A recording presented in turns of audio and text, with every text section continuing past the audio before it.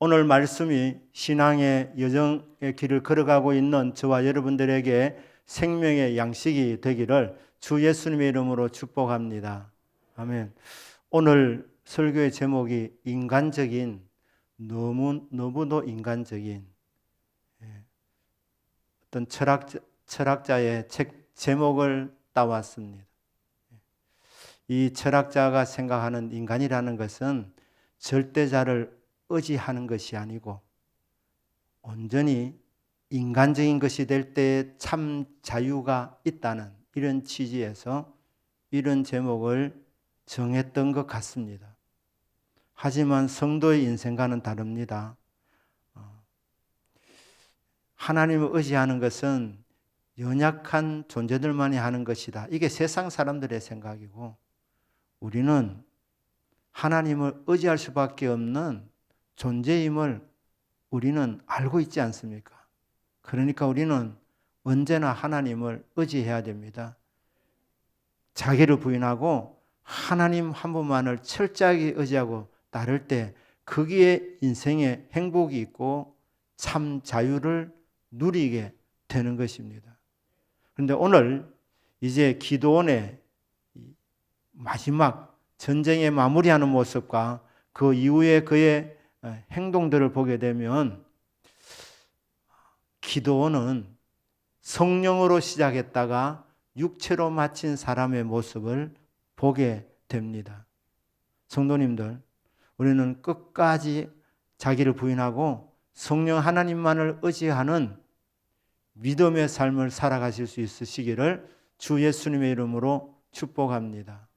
기도원은 연약한 자였지만 하나님이 그에게 성령을 부어주셔서 사사가 되게 해주셨습니다. 그리고 이제 오늘 이 본문은 전쟁을 마무리하는 시점이지만은 300명으로 13만 5천 명을 물리친 엄청난 승리를 거두었습니다. 아마 인류 역사에 있어서 300대 13만 5천으로 이렇게 해서 이긴 전쟁은 정말 드물 것입니다. 위대한 승리를 거두었습니다.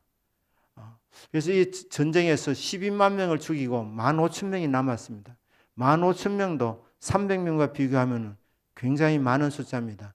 그들을 지금 추적하고 있는데 여기서 기도원의 신앙인의 모습이 아니라 너무나도 인간적인 모습들이 드러나고 있습니다. 성을 빼앗는 것은 참 좋은 일입니다. 하지만 성은 빼앗아 정복했어도 자기를 다스리지 못하는 그런 사람들이 꽤나 많습니다. 인생에 큰 업적을 이루고 성공한 사람들, 그 사람들이 참 대단한 업적을 이루었고 그런데 그에 따른 부와 명예가 주어지게 될 때에 그때에 그것을 잘 관리하지 못해서 무너져 버리는 인생들이 정말 많습니다. 성도님들은 하나님께서 은혜 주셔서 잘 되게 하실 때 그때 더 조심하시기를 바랍니다. 그때 인기가 올라갔을 때, 인생의 정점을 찍었을 때, 그때에 나 이제 다 됐구나 이렇게 생각하고 방심하다 보면 결국 무너지게 됩니다. 인생길에 있어서 신앙 생활하는 자들에게 가장 무서운 것은 교만이라는 병입니다. 교만이 들어오면 무너지게 되어져 있습니다. 우리는 끝까지 자기를 부인하고 하나님 한 분만을 의지하여 오직 의인은 믿음으로 살리라는 이 말씀이 이루어지는 삶이 되기를 축복합니다. 어거스틴은 탕자였는데 그가 변화되고 나서 옛 친구들이 그를 부를 때에 못 들은 척하고 지나갔다고 하지 않습니까? 왜냐하면 어거스틴이 회심한 이후로 그는 옛사람은 죽었다고 확실하게 믿었기 때문에 그 술 친구들이 부를 때에 어거스틴은 못 들은 척하고 지나갔던 것입니다. 내가 그리스도와 함께 십자가에 못 박혔나니 그런즉 이제는 내가 사는 것이 아니요 오직 내 안에 주님께서 사시는 것이라. 이제 내가 육체 가운데 사는 것은 나를 사랑하사 나를 위하여 자기 자신을 버리신 하나님의 아들을 믿는 믿음 안에서 사는 것이라. 나는 죽고 주님만 사시기를 바랍니다. 다시 말씀드리지만 성령으로 시작했다가 중간에 변질되어서 육체로 마감하는 인생이 되지 않기를 주 예수님의 이름으로 축복합니다. 아멘. 자, 이제 15,000명을 추적하는 이 과정에서 이 기돈이 얼마나 인간적인 모습이 드러나느냐 하면 세바와 살문나를 사로잡아 옵니다. 그런데 그를 치조하는 과정에서 자기 형제들이 다볼 전투에서 죽었는데 세바와 살문나가 죽이지 않았겠는가 그렇게 짐작하고 질문을 했더니 답을 들어보니까 자기 형제들이 자기 어머니의 아들들이 이 세바와 살문나에 의해서 죽임을 당한 것이 확실하게 되었습니다. 그래서 오늘 19절 말씀 보면은 이렇게 말합니다. 뭐라고 말합니까? 너희들이 우리 어머니의 아들들, 내 형제들을 죽이지 않았더라면 나도 너희를 죽이지 않았을 것이라. 그런데 왜 죽입니까? 자기 장남 여델에게 세바와 살문나를 죽이라고 합니다. 그런데 장남 여델이 무서워서 죽이지 못하니까 기드온이 칼을 빼앗아서 어떻게 합니까? 세바와 살문나를 기드온이 직접 죽입니다. 죽인 이유는 뭐냐 하면 자기 형제들을 죽임에 대한 복수였습니다. 사실 300명이 13만 5천 명과 겨루어서 이긴 이 전쟁은 하나님께서 개입하신 거룩한 전쟁, 성전이었습니다. 끝까지 이 성전이라는 개념을 갖고 싸워야 하는데 기도는 막판에 말입니다. 자기 개인 복수심에 불타서 세바와 살문나를 처단했습니다.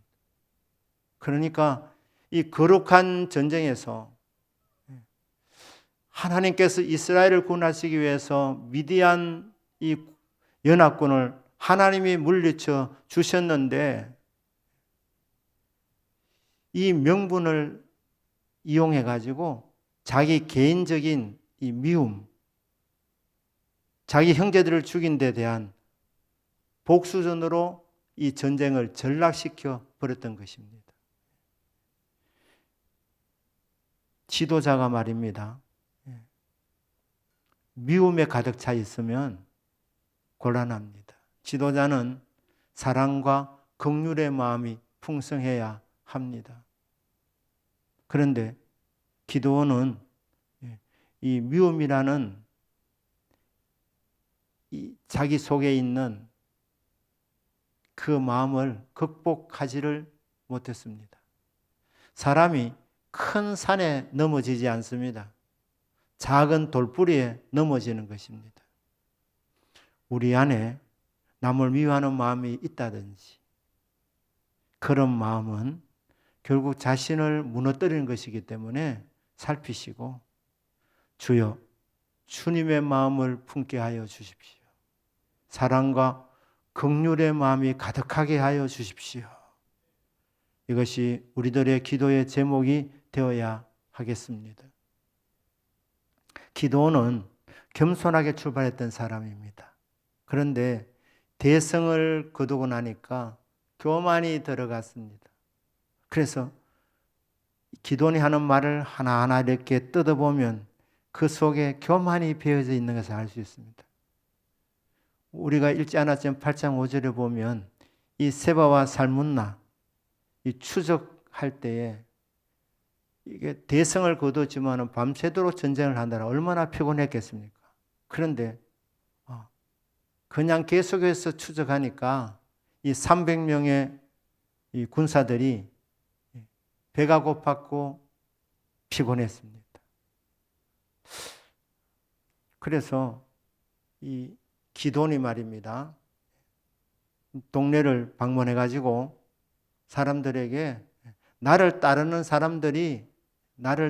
사람들이 피곤하니 떡덩이를 좀 다오. 이렇게 부탁을 합니다. 자, 그런데 여기 보면 이분 번역에는 나를 따르는 사람들이라 이렇게 8장 5절에 나와 있습니다만은 이전 번역에는 내 종자들이라 그래 말이에요. 내 종자가 피곤하니 종자라고 그렇게 말을 했습니다. 그런데 히브리 원문에는 뭐라 되어 있느냐? 내 발밑에 있는 백성들이라 이래 되어 있습니다. 그러니까 기도는 겸손한 것 같지만 이 대성을 거두고 나서 이게 하나님의 은혜인데도 불구하고 어깨에 힘이 들어갔습니다. 왕처럼 군림하기 시작한 것입니다. 그래서 이 300명의 용사는 하나님이 그래도 뽑아주신 하나님의 군대인데 같이 싸우는 이 동등한 입장으로 생각하지 않고 자기보다 훨씬 밑에 있는 존재들로 생각한 것입니다. 내 발밑에 있는 백성들이라. 내 종자들이라. 내 종자들이라. 언제부터 이 기도원이 교만해졌습니까? 하나님께서 대성을 거두게 주셨을 때에 이게 전적인 하나님의 은혜구나. 이게 정말 절실하게 믿고 깨달은 사람은 교만이 들어갈 수가 없는데 이게 말입니다. 하나님 은혜인 줄 모르고 그래도 내가 수고한 것도 있잖아. 이게 들어가니까 이 교만이 들어가서 동력자들을 향해 가지고 내 종자라고 그렇게 생각해. 내 종자. 내 발밑에 있는 백성들이라 그렇게 했습니다. 왕이라고 말은 하지 않지만 마음적으로는 이미 왕처럼 행동하고 있는 것입니다. 교만은 패망의 선봉입니다. 여러분 성공하실 때, 승리하실 때, 잘 되실 때 여러분의 노력의 결과라는 그런 엉뚱한 결론을 내리지 않으시기를 주 예수 이름으로 축복합니다. 그러면 반드시 교만으로 망하게 되어져 있습니다. 그러니까 잘 될 때는 언제나 하나님의 은혜입니다. 이렇게 고백해야 될 줄로 믿습니다. 자, 이 기도원이 대성을 거두니까 백성들이 뭐라고 말하느냐 하면 기도원에게 왕이 되어 달라고 요청합니다. 요청한 내용이 이렇습니다. 기도원 당신이 우리를 미디안의 손에서 구원하여 주셨으니 당신과 당신의 아들과 당신의 손자들이 대대로 이어가면서 우리를 다스려 주시기를 바랍니다. 왕이 되게 해 주십시오. 이렇게 요청합니다. 그때 기도원이 정답을 내놓았습니다. 내가 너희들을 다스리지 않고 여호와 하나님이 너희들을 다스릴 것이다. 그는 정답입니다. 그런데 기도원이 이 답을 하기 전에 이스라엘 백성들이 기도원을 칭찬할 때 그들이 갖고 있던 생각을 교정시켜 줘야 되었습니다.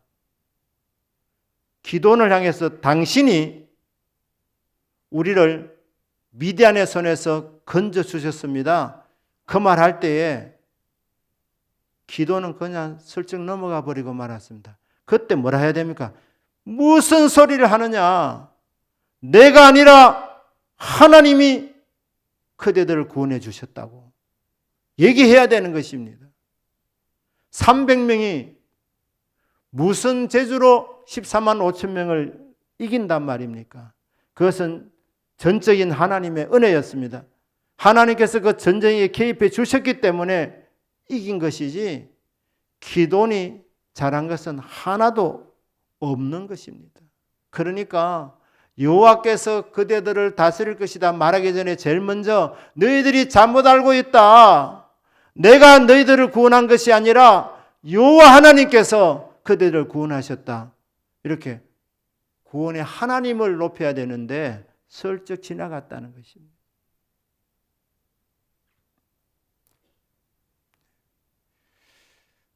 목사님 덕분입니다. 이런 말을 들을 때가 있습니다. 목사님 덕분이 아니지요. 하나님의 은혜입니다.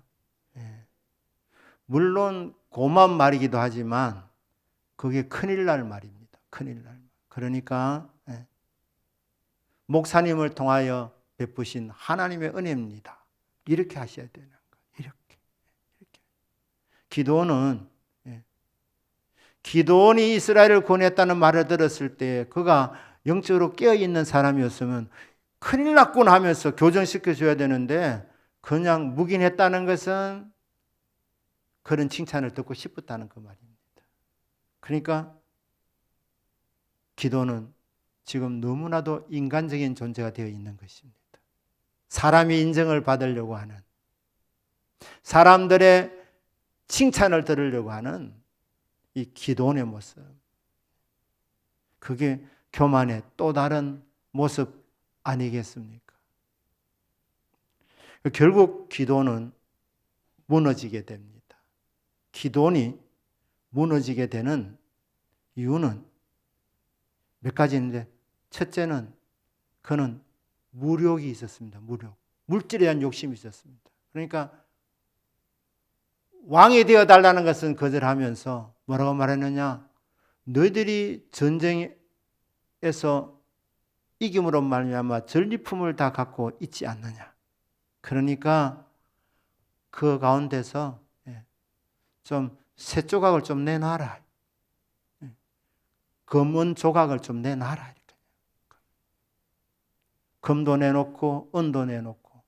그러니까 이 사람들이 기쁜 마음으로 내놓았습니다.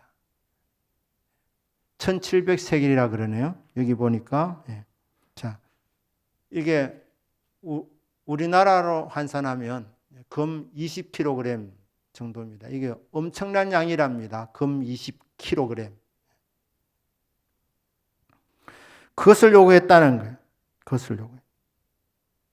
금 귀고리의 무게가 금 20kg 정도 될 정도로 많이 받았다는 거예요. 그 외에도 뭘 했느냐? 초승달 장식들과 폐물과 미디안 왕들이 입었던 자색 의복과 그리고 낙타목에 둘렀던 사슬들, 이런 것들을 요구했다는 거예요. 금품을 요구했다는 것입니다. 이게 무슨 말이냐면 기도는 물질에 대한 욕심이 있었다는 겁니다. 물질의 욕심. 그것 때문에 기도원이 무너지게 되었습니다. 두 번째로는 기도원의 이 이후의 삶을 보면 쾌락에 빠진 삶이라는 것을 우리가 짐작하게 됩니다. 기도는 부인을 많이 두었습니다. 아들들을 몇 명을 두었느냐? 70명을 두었습니다. 70명. 그러니까 기도원이 기도원 가지고 기도만 한 사람이 아닙니다. 자식을 많이 낳았습니다. 아내가 한 명이 아니었습니다. 수많은 아내들을 통하여서 아들 70명을 낳았다. 70명을 낳았다. 신명기 17장에 보면 뭐라고 말하느냐? 왕이 될 사람은 아내를 많이 두지 마라. 이에 대해서 아내를 많이 두지 마라. 그리고 은금을 많이 두지 마라. 이랬습니다. 그런데 이 기도원은 은금을 많이 두고 그리고 뭐 했습니까? 아내를 많이 두었습니다. 이게 육신의 정욕 아니겠습니까? 육신의 정욕. 물질에 대한 욕심, 탐욕, 육신의 종류. 그리고 명예욕도 있었습니다. 명예욕. 그 받은 금 귀고리를 녹여가지고 우상을 만들었습니다. 그리고 에봇을 만듭니다. 그것을 자기 고향 오브라에 둡니다. 원래 이 에봇은 제사장이 입는 옷인데 그렇다면 성막이 있는 실로에 갖다 놓아야 되는데 오브라에 둠으로 말미암아 이스라엘 백성들이 실로로 가지 않고 자기 고향으로 이렇게 올 수 있게 이렇게 만들었습니다. 이게 이스라엘 백성들에게 영적으로 올무가 되었습니다. 우상 숭배의 죄에 빠지도록 만든 장본인이 되었습니다. 그 모든 배후에는 이 기드온의 명예욕이 있었다는 것이죠.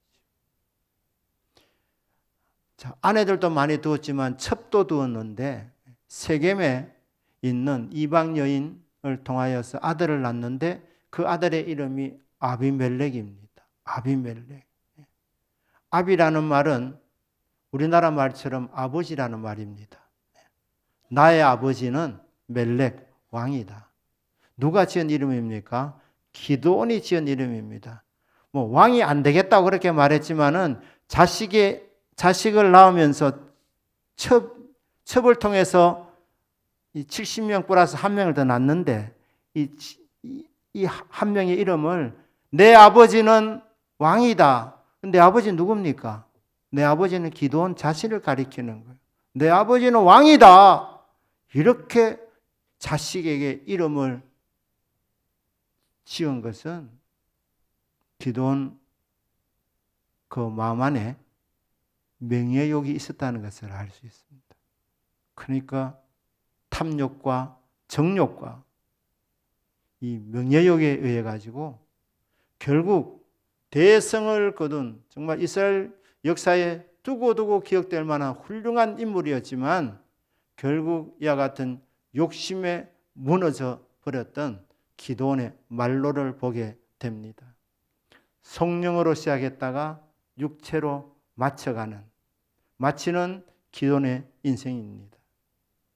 여러분, 우리는 끝까지 변질되지 않기를 축복합니다. 내가 아니라 내 안에 계시는 예수님이라고.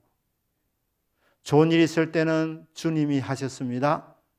영광 돌리고 어려운 일이 올 때는 기도하라고 하는갑다 생각하고 낙심하지 않고 하나님의 이름을 부르고 찾는 기도의 삶을 살게 될 때에 하나님께서는 모든 것을 합력하여 선을 이루실 줄로 믿습니다.